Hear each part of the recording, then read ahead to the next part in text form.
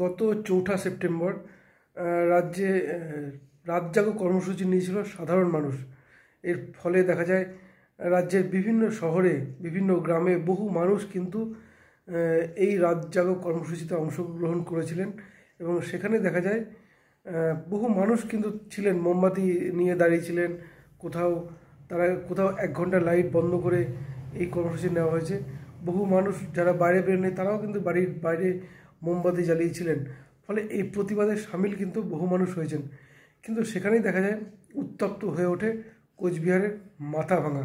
কারণ কোচবিহারের মাথাভাঙার যে কর্মসূচি চলছিল রাত জাগো, সেখানে যে আলপনা দেওয়া হয়েছিল, সেখানে কিন্তু আক্রমণাত্মক হয়ে ওঠে তৃণমূল কংগ্রেসের নেতারা, অর্থাৎ রাজ্যের শাসক দল তৃণমূল কংগ্রেসের নেতারা।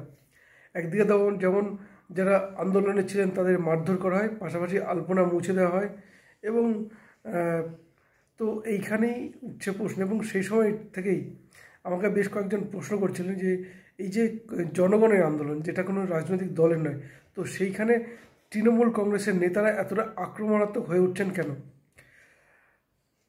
কোনো নেতা আক্রমণাত্মক বিবৃতি দিচ্ছেন, ভয় দেখাচ্ছেন, ধমকাচ্ছেন, চমকাচ্ছেন, ফলে এটা হয়ে উঠছে কেন? এই প্রশ্নটা আমাকে বেশ কয়েকজন করেছেন। তো তাই নিয়ে কয়েকটা কথা বলবো। দেখুন, আরজিকর হসপিটালে যে ঘটনা ঘটেছে, মহিলা চিকিৎসককে যেভাবে ধর্ষণ খুন করা হয়েছে, এটা কিন্তু কোনো রাজনৈতিক দলের, এরপরে যে প্রতিবাদটা হয়েছে সেটা কিন্তু কোনো রাজনৈতিক দলের নয়। প্রতিবাদটা করছেন সাধারণ মানুষ এবং স্বতঃস্ফূর্তভাবে। যদি কোনো রাজনৈতিক দলের হতো তাহলে হয়তো প্রতিবাদ আন্দোলন এতদিনে থেমে যেত। এখানে সাধারণ মানুষ স্বেচ্ছায় বেরিয়ে আসছেন এবং আন্দোলনকারীদের সঙ্গে পা মেলাচ্ছেন, কোথাও মোমবাতি জ্বালাচ্ছেন। তো এই আন্দোলনে কিন্তু আর কোনো রাজনৈতিক দলের নয়, সাধারণ মানুষের আন্দোলন বলেই কিন্তু আন্দোলনটা দীর্ঘস্থায়ী হচ্ছে। এবার রাজ্যের শাসক দল তৃণমূল কংগ্রেসের নেতারা এতটা আক্রমণাত্মক হয়ে উঠছেন কেন? তাদের ভয়টা কিসে? এই প্রশ্নটা কিন্তু ঘোরাফেরা করছে।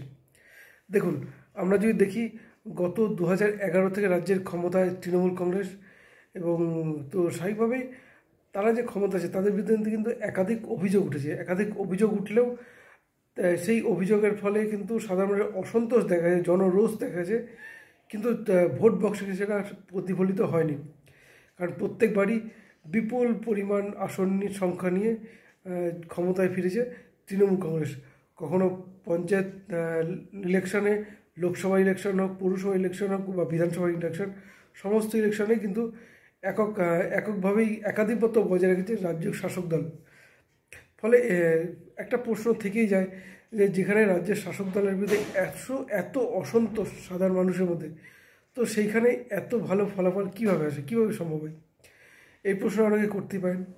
তো সেইখানে একটা কথা বলা যায়, আর এই ভালো ফলাফল হওয়ার জন্যে কিন্তু একদিন শাসক দলের নেতাদের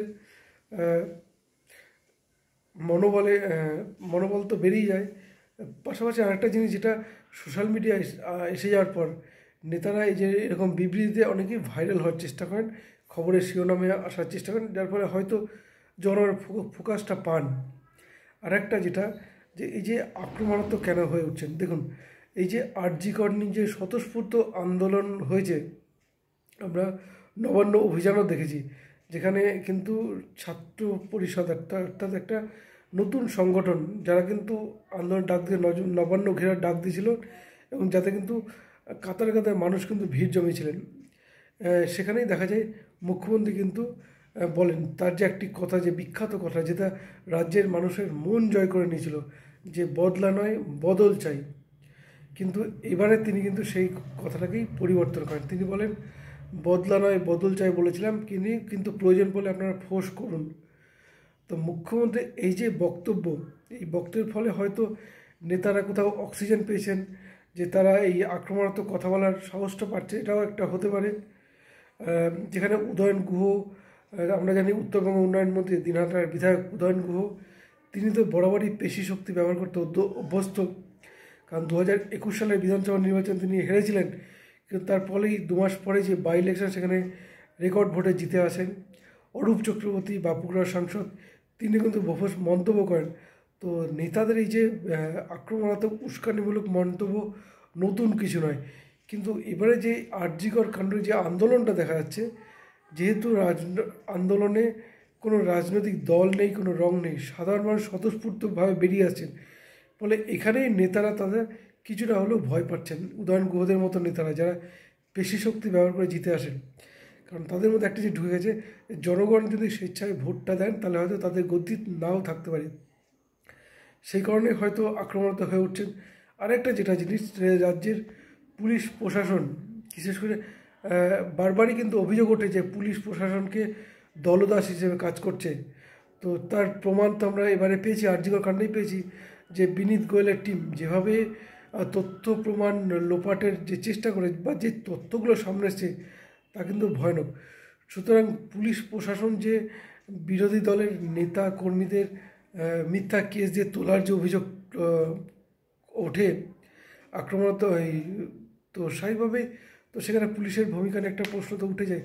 তো সেইখানে দাঁড়িয়ে এবারে যে উত্তরণ গুহ মতন নেতারা, অরূপ চক্রবর্তীর মতন নেতারা যেভাবে আক্রমণাত্মক হয়ে উঠছেন, তারা হয়তো এই জনরোষকে বা যে জনগণের স্বতঃস্ফূর্ত আন্দোলনকে ভয় পাচ্ছেন, সেই কারণে হয়তো এতটা আক্রমণাত্মক হয়ে উঠছেন। কারণ তাদের হাতে কিন্তু ক্ষমতা রয়েছে, বিপুল ভোটে জিতে এসছেন। এবারেও দেখি যদি 21-এর পর 24-এর লোকসভা নির্বাচন বিজেপি মাত্র 12টি আসন পেয়েছে, সেখানে তৃণমূল কংগ্রেস 29টি, অর্থাৎ অর্ধেকের কম। তো তাদের তো ভয় পাওয়ার কিছু নেই, তারা তো নিশ্চিতভাবে জনগণ বিপুল সমর্থন পেয়েছে। কিন্তু সেখানে এইবার যেখানে জনসমর্থন, জনমত বা জনগণ যেভাবে বেরিয়ে এসছেন, যেভাবে আন্দোলনটা করছেন, কেউ কিন্তু শাসক দলের বিরুদ্ধে কথা বলেনি যে তৃণমূল কংগ্রেসে হঠাৎ হবে এরকম বিবৃতি কিন্তু নয়। তাদের দাবি একটাই, জাস্টিস ফর আরজিকর। তো এতেও কিন্তু সুর মেলাতে পারতেন শাসক দলের নেতারা, আইনের পথে চলবে এ কথাটা বললেও পারতেন মুখ্যমন্ত্রী মমতা বন্দ্যোপাধ্যায়। তারা কিন্তু একদিকে যেমন শাস্তি চাইছেন, শাস্তির দাবিতে পথে নামছেন, কেন তাদের শাস্তি দেওয়া হবে না, সিবিআই কেন তার দ্রুত তদন্ত করবে না, এই দাবি তুলছেন, কিন্তু উল্টো দিকে ভয়টাও দেখাচ্ছেন, ধমকাচ্ছেন, চমকাচ্ছেন। ফলে এই যে জনরোষটা তৈরি হয়েছে, এটা কোথাও যেন ভয় করছেন উদয়ন গুহ, অরূপ চক্রবর্তীর মতো নেতারা।